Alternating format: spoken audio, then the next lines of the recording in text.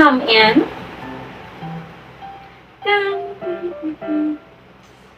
Good morning, class. Oh, it seems like you don't have much energy today. Don't worry, because Teacher Cassie is here now.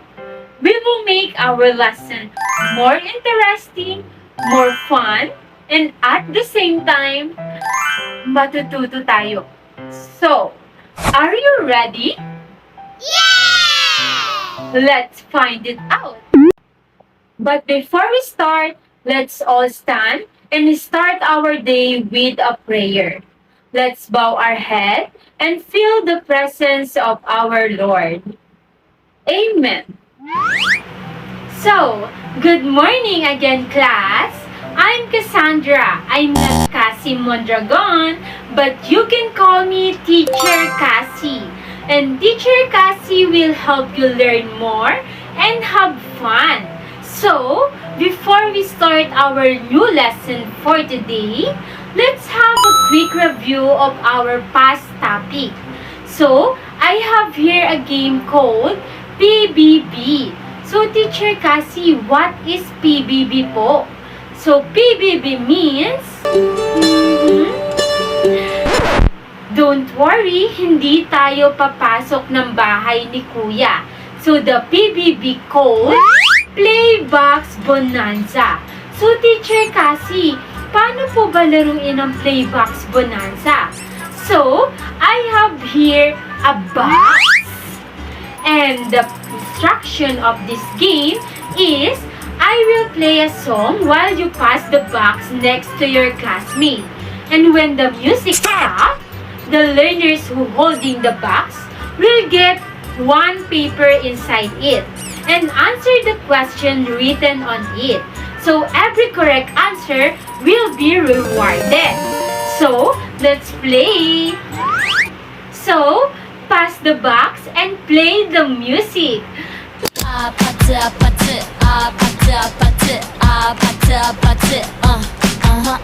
So, Ate Daniela, pick a paper, and your question is, what is the basic structural and functional unit of life? Correct! It's the cell. So, pass the box.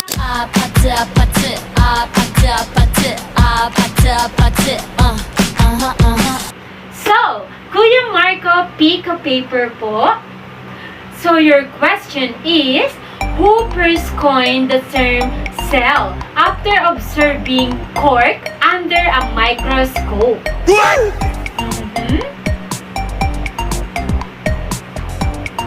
Correct! It's Robert Hooke. So, pass the box.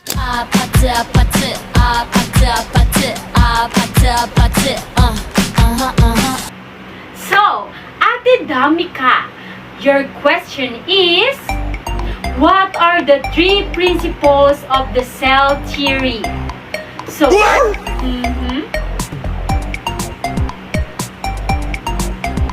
correct. The first one is all living things are made of one or more cells. The second is the cell is the basic unit of life. And the third one is all cells come from pre-existing cells. Correct! It seems like you all remembered our last topic. So that means you're ready for our new topic today. But, wait. It looks like there's one friend who is not ready today. Do you want to know who is it? What? Wait, I will call her. Let's meet my friend. But it seems like she's shy and problematic to introduce herself. So, I will introduce her to all of you. So, I have a friend that needs your help. And Sally was her name. Oh, Cellly.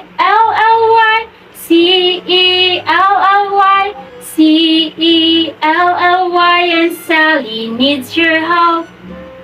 So, my friends needs your help. She's not ready to our lesson today because she lost her things. Oh no!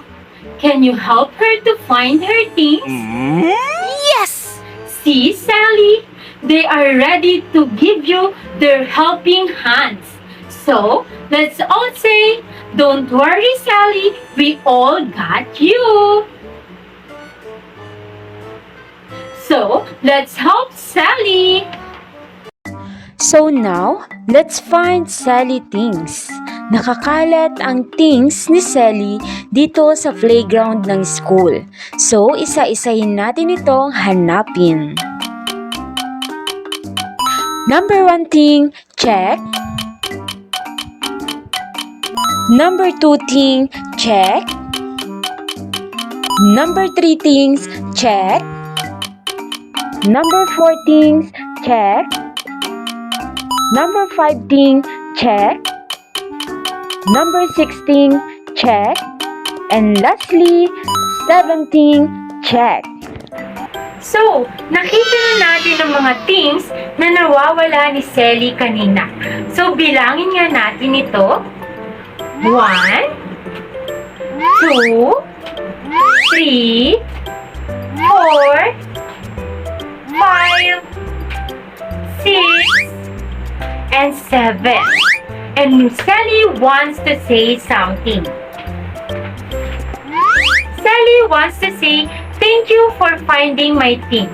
I'm now ready for our lesson for today. So every one of you are now ready for our new lesson for today. And the things that Sally lost earlier is the important things in our lesson today. So, today, we will learn about two amazing type of cells, the animal cells and the plant cells.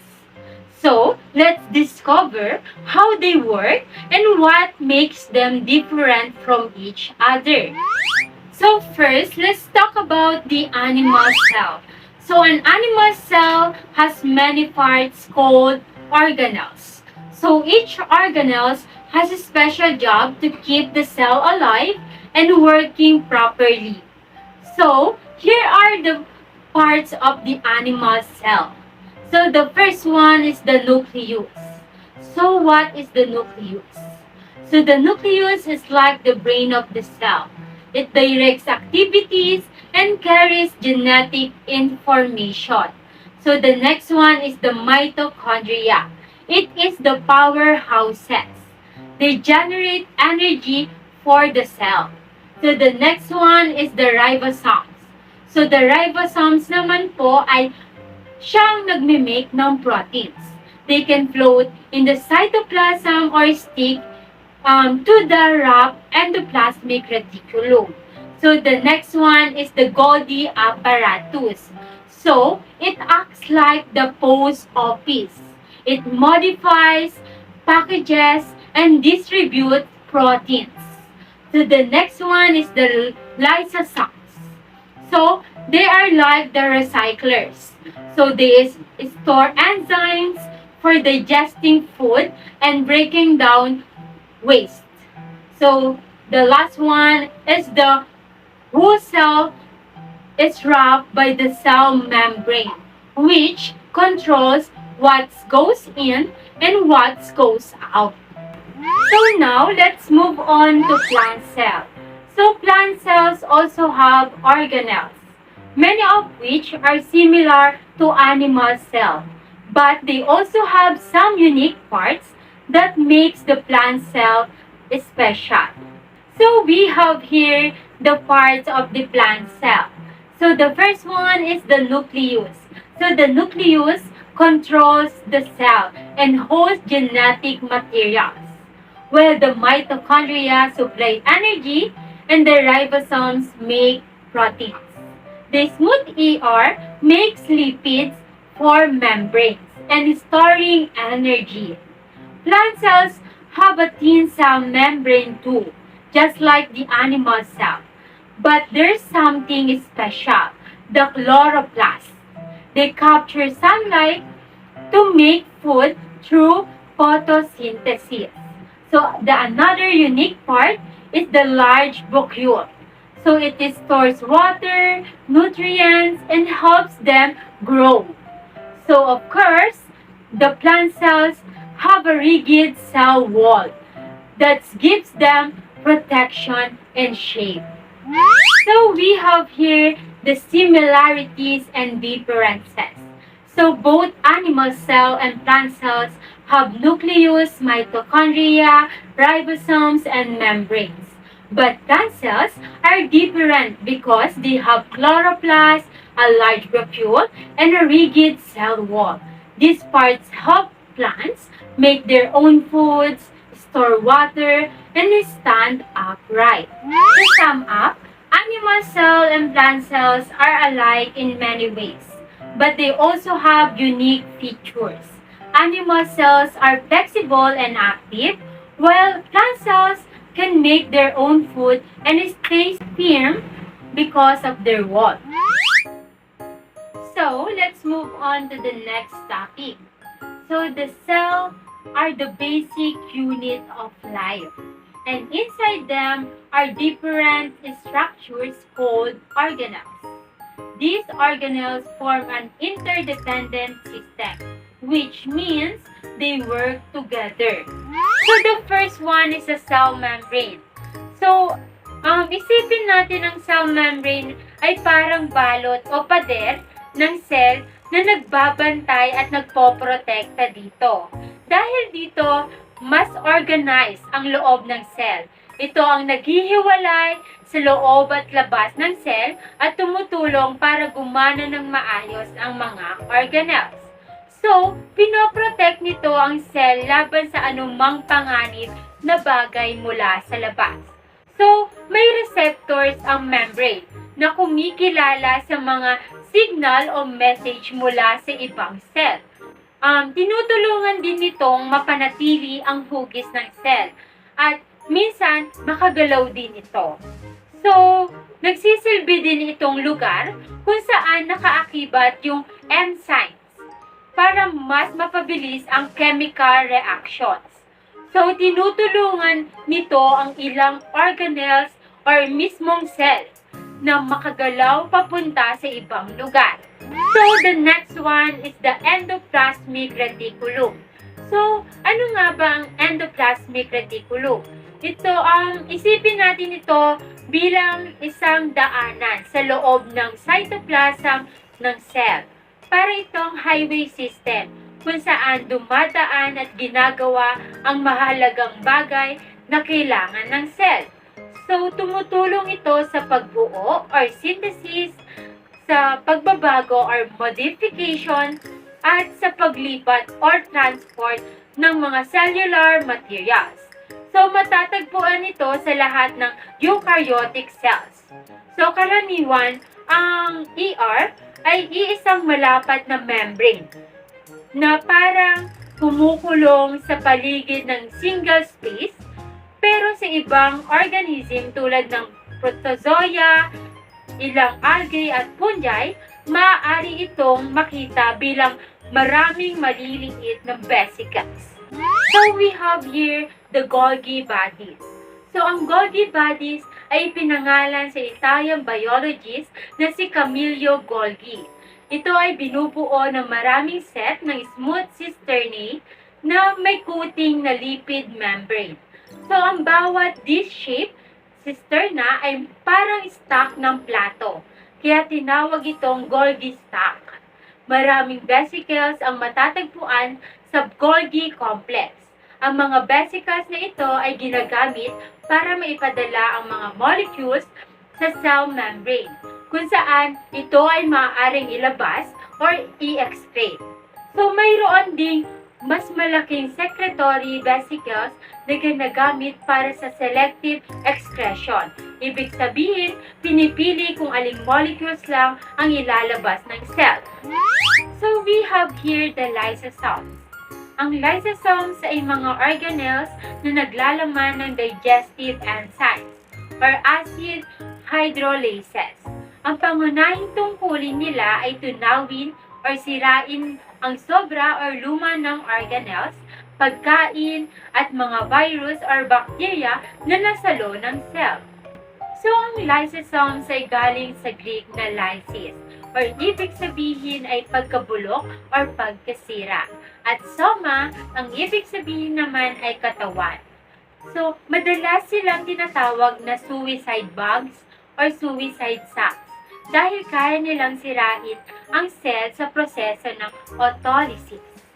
So, nadiscover ang lysosomes ng Belgian cytologist na si Christian de Duve noong 1949. So, we have here the mitochondria. Ang mitochondria ay isang organelles na may membrane at matatagpuan sa karamihan ng eukaryotic cell. So, may sukat ito na 1 hanggang 10 micrometers. So, madalas itong tinatawag na cellular power plants dahil gumagawa ito ng karamihan ng adenosine triphosphate na siyang enerhiya ng cell. So, bukod sa paggawa ng energy, ang mitochondria ay may iba pang tungkulin. So, isa dito, ito ang nagpapadala ng mga chemical ng message sa loob ng cell. So, ito din ang tumutulong sa cell na maging specialized o magkaroon ng tiyak na gawain. And last, tumutulong ito sa pagkontrol ng program ng cell death. So, we have here the ribosomes. So, ang ribosomes ay mula sa ribonucleic acid at Greek word na soma na ibig sabihin ay katawan. So, ang ribosomes ay mga complex ng RNA at protein na matatagpuan sa lahat ng cells. So, iba-iba ang structure ng RNA ng ribosomes sa bacteria, archaea, at eukaryotes. So, ang pangunahing tungkulin ng ribosomes ay i-translate ang genetic code mula sa nucleic acid patungo sa protein sa proseso na tinatawag na translation.